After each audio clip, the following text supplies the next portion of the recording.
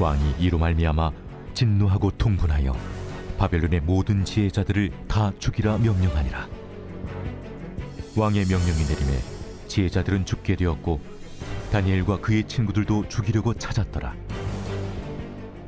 그때 왕의 근위대장 아리옥이 바벨론 지혜자들을 죽이러 나가매 다니엘이 명철하고 슬기로운 말로 왕의 근위대장 아리옥에게 물어 이르되, 왕의 명령이 어찌 그리 급하냐? 아리옥이 그 일을 다니엘에게 알림해 다니엘이 들어가서 왕께 구하기를 시간을 주시면 왕에게 그 해석을 알려드리리이다 하니라. 이에 다니엘이 자기 집으로 돌아가서 그 친구 하나냐와 미사엘과 아사랴에게 그 일을 알리고 하늘에 계신 하나님이 이 은밀한 일에 대하여 불쌍히 여기사 다니엘과 친구들이 바벨론의 다른 지혜자들과 함께 죽임을 당하지 않게 하시기를 그들로 하여금 구하게 하니라. 이에 이 은밀한 것이 밤의 환상으로 다니엘에게 나타나 보이매 다니엘이 하늘에 계신 하나님을 찬송하니라. 다니엘이 말하여 이르되, 영원부터 영원까지 하나님의 이름을 찬송할 것은 지혜와 능력이 그에게 있음이로다. 그는 때와 계절을 바꾸시며 왕들을 패하시고 왕들을 세우시며 지혜자에게 지혜를 주시고 청명한 자에게 지식을 주시는도다. 그는 깊고 은밀한 일을 나타내시고 어두운 데에 있는 것을 아시며 또 빛이 그와 함께 있도다. 나의 조상들의 하나님이여, 주께서 이제 내게 지혜와 능력을 주시고 우리가 주께 구한 것을 내게 알게 하셨사오니 내가 주께 감사하고 주를 찬양하나이다. 곧 주께서 왕의 그 일을 내게 보이셨나이다. 오늘 우리에게 주시는 하나님의 말씀은 다니엘서 2장 12절로 23절 말씀입니다. 다니엘서 2장은 느부갓네살 왕이 통치 2년에 한 꿈을 꾸는 것으로 시작했습니다. 그리고 느부갓네살은 자신이 꾼 꿈으로 인해 크게 번민이 되어 잠을 이루지 못했습니다. 이것은 당시 세계에서 가장 강력한 대제국의 왕이라 할지라도 자신이 꾼 꿈으로 인해 잠을 들 수 없는 그런 아이러니한 모습을 보여주는 것이지요.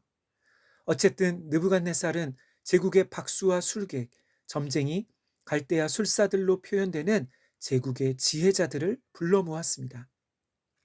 이들은 단순히 우상을 섬기는 미신적인 점쟁이나 무속인들이기보다는 당시 바벨론에서 발달했던 꿈이나 자연현상을 해석하는 그런 학문을 연구하는 전문적인 학자들 또는 지혜자 집단이라고 할 수 있습니다.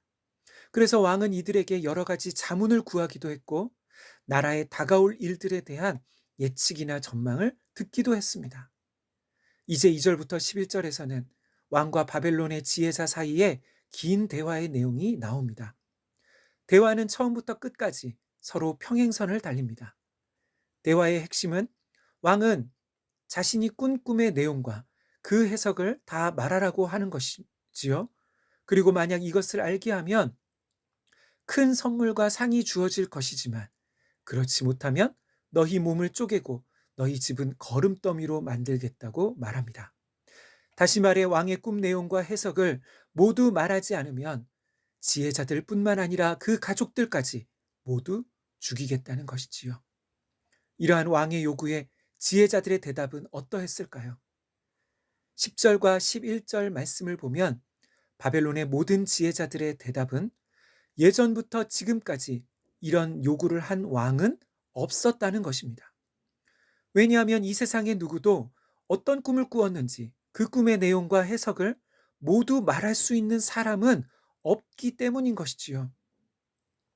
왕이 꿈의 내용을 말해주면 그 해석은 알려줄 수 있지만 그렇지 않으면 이것은 육체와 함께하지 아니하는 신, 곧 신이 아니면 알려줄 수 없는 불가능한 일이라는 것입니다.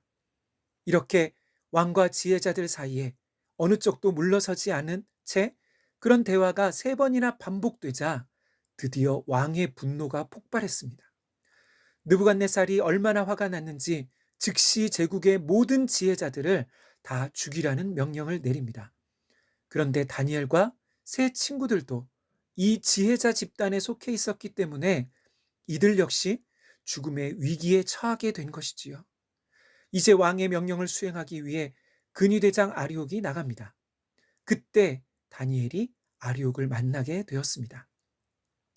그러니까 아리옥이 다니엘과 세 친구들을 죽이기 위해 찾아온 것이지요. 이 위기를 다니엘은 어떻게 대처했을까요? 14절에 다니엘은 아리옥에게 명철하고 슬기로운 말로 말합니다. 이 표현은 사려 깊고 분별력 있는 말이라는 뜻입니다. 그러니까 다니엘은 자신을 죽이기 위해 찾아온 아리옥 앞에서 매우 사려 깊고 분별력 있는 말로 그를 대한 것이지요. 그리고 신중하고 침착한 태도로 왕이 어찌 그리 급하냐고 묻자 이들을 죽이기 위해 온 아리옥이 다니엘의 말과 태도에 설득되었는지 모든 사정을 다 얘기해 주었습니다. 이제 이런 급박한 위기의 상황에서 다니엘은 어떻게 해야 할까요?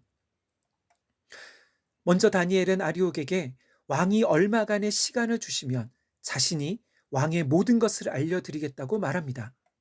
여기서 다니엘의 모습은 느부갓네살의 모습과는 너무나 대조적인 모습입니다. 포로로 끌려온 어린 다니엘이 제국의 가장 힘있는 왕보다 더 신중하고 분별력이 있는 것이지요. 사랑하는 성도 여러분, 우리도 위기 앞에서 다니엘의 이런 신중함과 분별력 있는 그런 지혜로운 말과 태도로 대처하기를 원합니다.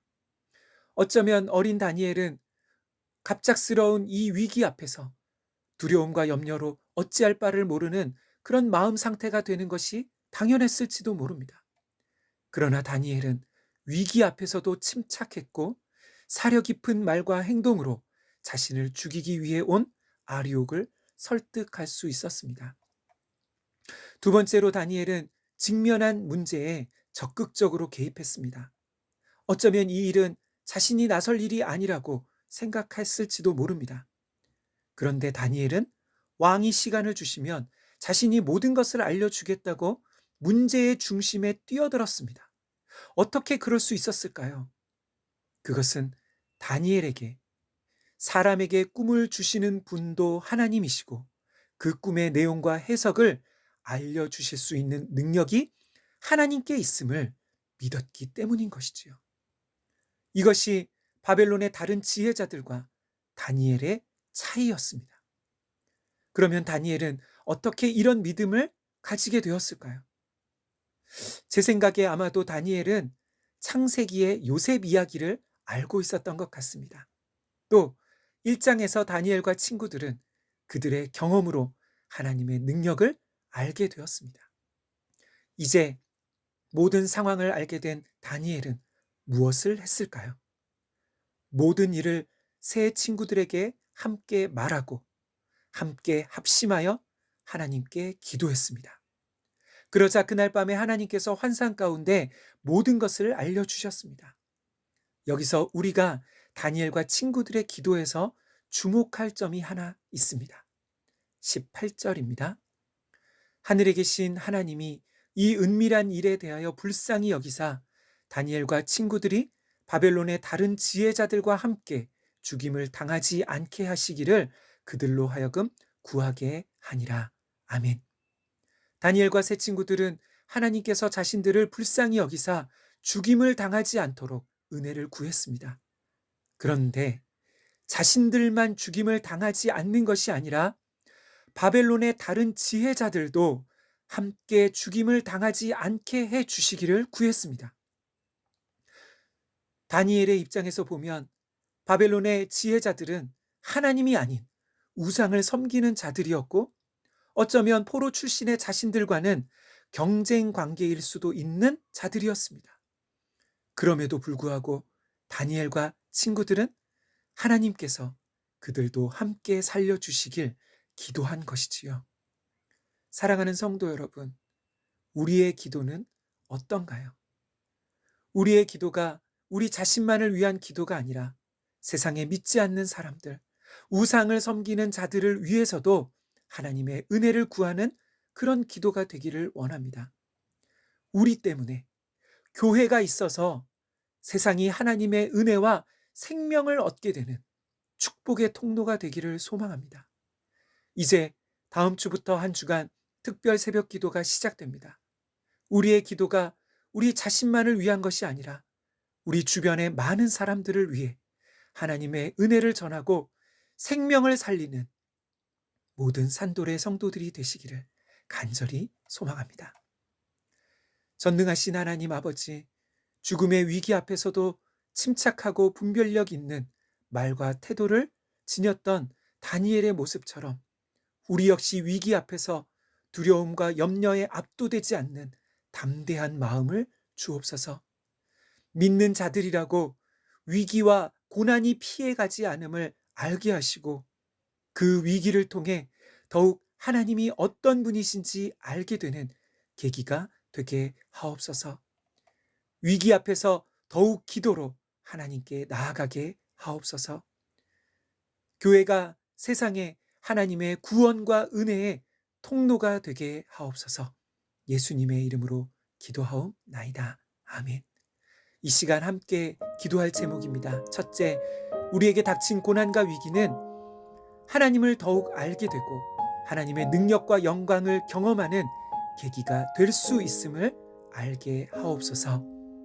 두 번째, 어떤 위기의 상황과 힘 있는 사람들 앞에서도 두려움과 염려에 압도되지 않고 신중함과 분별력으로 지혜롭게 대처하는 믿음을 주옵소서. 마지막으로 다음 주부터 시작될 특별 새벽 기도회를 기대하며 우리 자신만을 위한 기도가 아니라 하나님의 은혜와 생명을 흘려보내는 특별 새벽 기도 되게 하옵소서. 이 시간 함께 기도하겠습니다.